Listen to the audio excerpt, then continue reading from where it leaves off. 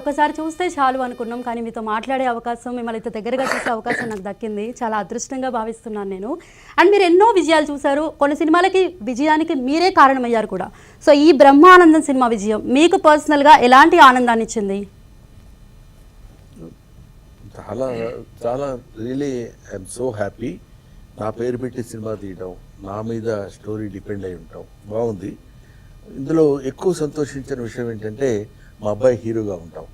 అంతకంటే ఎక్కువ సంతోషించిన విషయం ఏంటంటే చాలా బాగా చేశాడని అందరూ అంటాం. ఇంకొక అడుగు ముందుకేసి మీకంటే కూడా బాగా చేశాడు సార్ అంటాం. పుత్రోత్సాహం. అంతే. ఓకే. అండ్ బ్రహ్మానందం పేరే మీరు పెట్టుకున్నారు, ఏకంగా మీ నాన్నగారి పేరు. మరి ఫస్ట్ ఏం భయమే లేదా? బట్ ఆన్ సెట్స్కి వెళ్ళిన తర్వాత ఇట్ వాస్ జస్ట్ 2 యాక్టర్స్ అంతే అన్న ఫ్రీడమ్ ఆయన ఇచ్చారు, దాన్ని అలాగే చేసుకుంటూ వచ్చాం. ఓకే. అండ్ బ్రహ్మానందం గారి తనేటంటే మనం జనరల్గా కామెడీ ఎక్స్పెక్ట్ చేస్తాం. మీరు కామెడీతో పాటు అన్ని ఎమోషన్స్ కూడా చాలా బాగా హ్యాండిల్ చేశారు. చూడటానికి మాత్రం పల్లకిలో పెళ్లి కూతురు సినిమాలో చూసినట్టే ఉన్నారు, బట్ యాక్టింగ్లో మాత్రం 2.0 అనిపించింది మాకు. Thank you so much. So ఎలా ఎంజాయ్ చేస్తున్నారు ఈ సక్సెస్ని? అబ్సల్యూట్లీ అండి. నేను రీసెంట్గా ఒక లాస్ట్ 2 days నుంచి థియేటర్ విజిట్స్కి వెళ్తున్నాను. వెళ్తే వాళ్ళు అంటే ప్రతి జోక్ ఎంజాయ్ చేస్తున్నారు, ఎమోషన్ సీన్స్లో చాలా బాగా ఫీల్ అవుతున్నారు.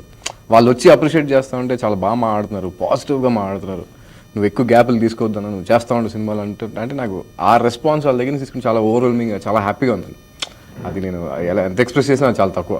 So I'm feeling very very happy, extremely happy.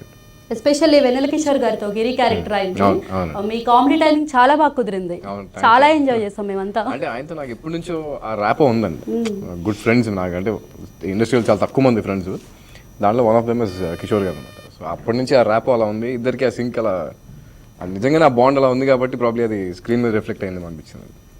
Brahmanandam గారు మిమ్మల్ని చూస్తేనే మాకు నవ్వు వస్తుంది.